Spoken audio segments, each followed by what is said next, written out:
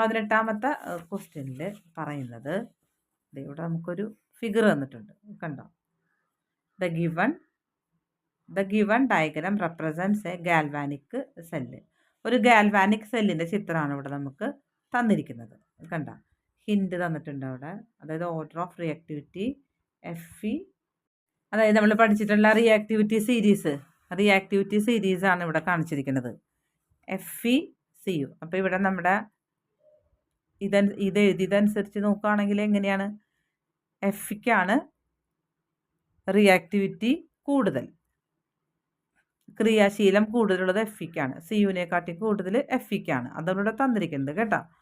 അപ്പോൾ Fe ആണ് കൂടുതൽ റിയാക്ടിവിറ്റി കൂടുതലുള്ളത്. ദെൻ നമുക്ക് ചോദ്യത്തിലേക്ക് പോവാം. ക്വസ്റ്റ്യൻ പറയുന്നത് identify the metals A and B. ഏതൊക്കെ ലോഹങ്ങളാണെന്ന്. A ഏതാണ്, B ഏതാണ്? അപ്പോൾ അതിൻ്റെ ഉത്തരം എന്ന് പറയുന്നത് A എന്ന് പറയുന്നത് അയൺ ആണ്, B എന്ന് പറയുന്നത് കോപ്പറാണ്. കണ്ടോ ഇവിടെ A ഏതാണ്, B ഏതാണ്? അപ്പോൾ A അയൺ ആണ്, B കോപ്പറാണ്. കേട്ടോ, ഇവിടെ അയൺ, ഇവിടെ കോപ്പർ. ഓക്കെ.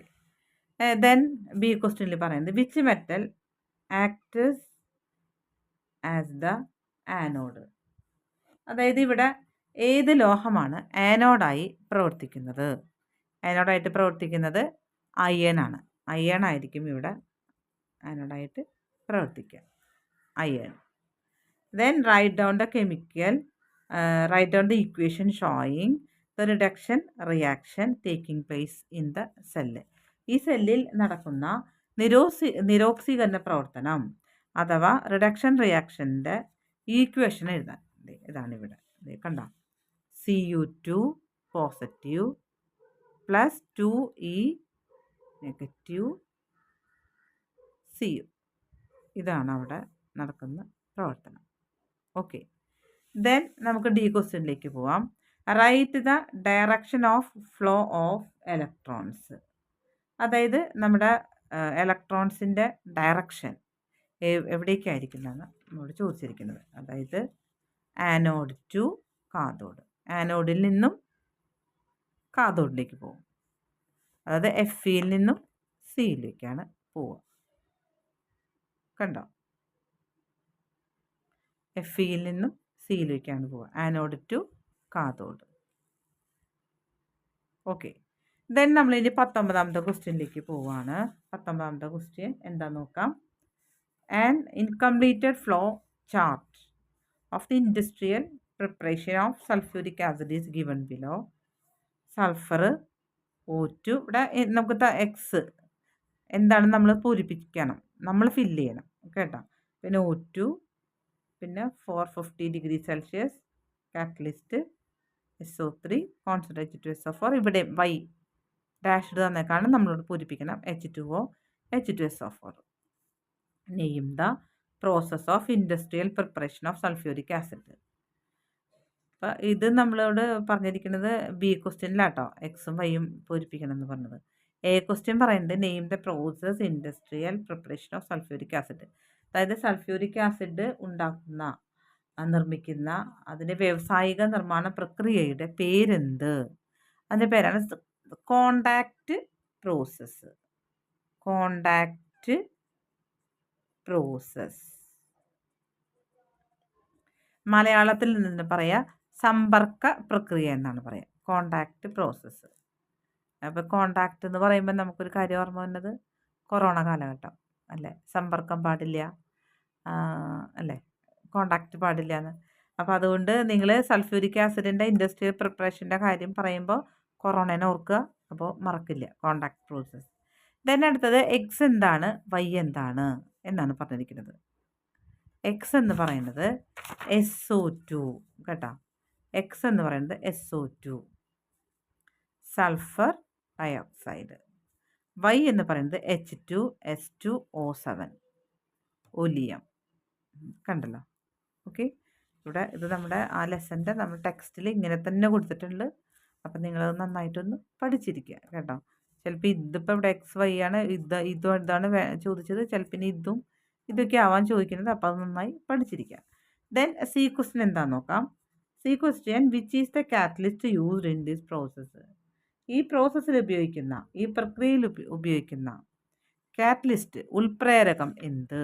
ഉൽപ്രേരകത്തിൻ്റെ പേരാണ് വനേഡിയം പെൻറ്റോക്സൈഡ്. കേട്ടോ, vanadium pentoxide. Okay, V2O5, V2O5 vanadium pentoxide. കേട്ടല്ലോ. ദെൻ അടുത്തത് ഡി ക്വസ്റ്റ്യൻ്റെ ചോദ്യമാണ്. Which is the acid produced by the reaction of concentrated H2SO4 with KNO3. അതായത് ഗാഢ H2SO4ഉം KNO3യും തമ്മിൽ പ്രവർത്തിക്കുമ്പോൾ ലഭിക്കുന്ന ആസിഡ് ഏതാണ്? അതിൻ്റെ പേരാണ് നൈട്രിക് ആസിഡ്. കണ്ട, nitric acid HNO3, nitric acid HNO3. Okay, then നമ്മൾ 20ാമത്തെ ക്വസ്റ്റ്യനിലേക്ക് പോവാണ്. ഇവിടെ 20ാമത്തെ ക്വസ്റ്റ്യനിൽ ഇവിടെ ഒരു ഇത് തന്നിട്ടുണ്ട്. ഒരു ഹൈഡ്രോ കാർബണിൻ്റെ ഒരു സ്ട്രക്ചറൽ ഫോർമുല നമുക്ക് തന്നിട്ടുണ്ട്. കണ്ടോ, CH. കണ്ടോ ഒരു സംഭവം തന്നിരിക്കുന്നത്.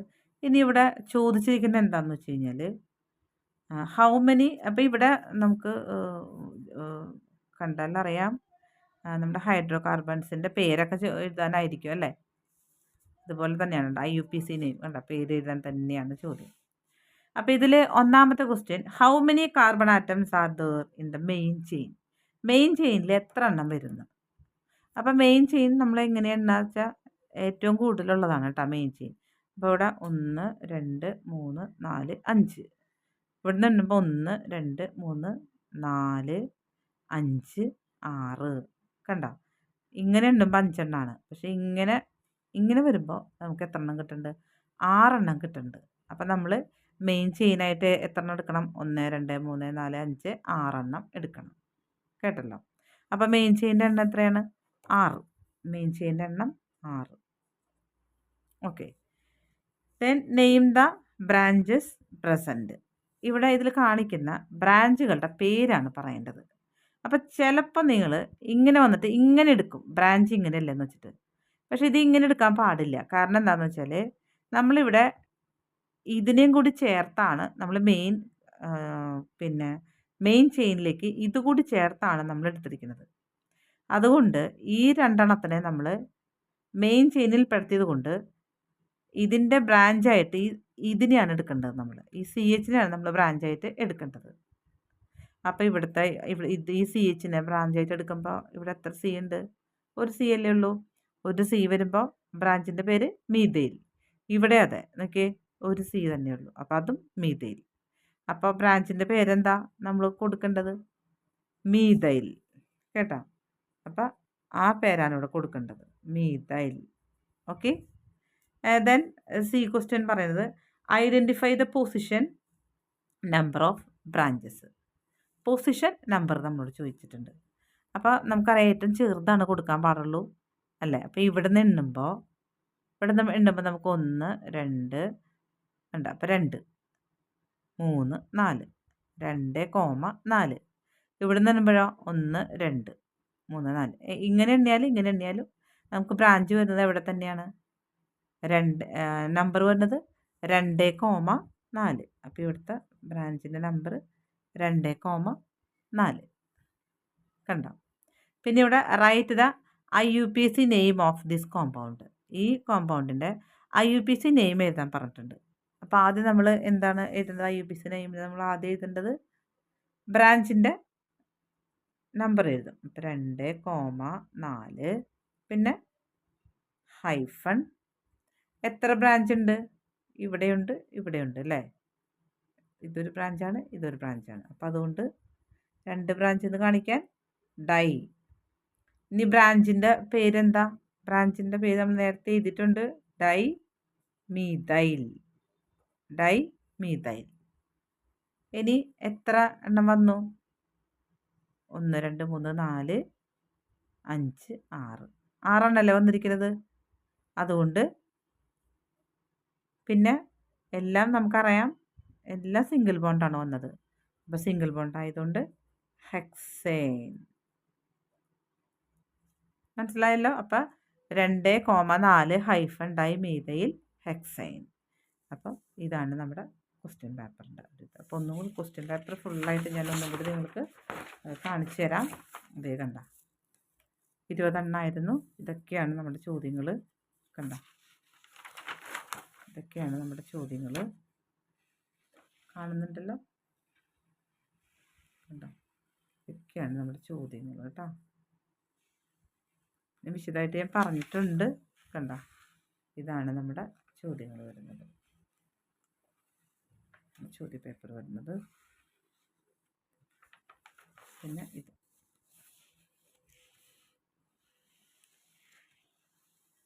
കണ്ട ചോദ്യ പേപ്പർ. അപ്പം ഓക്കെ, താങ്ക് യു.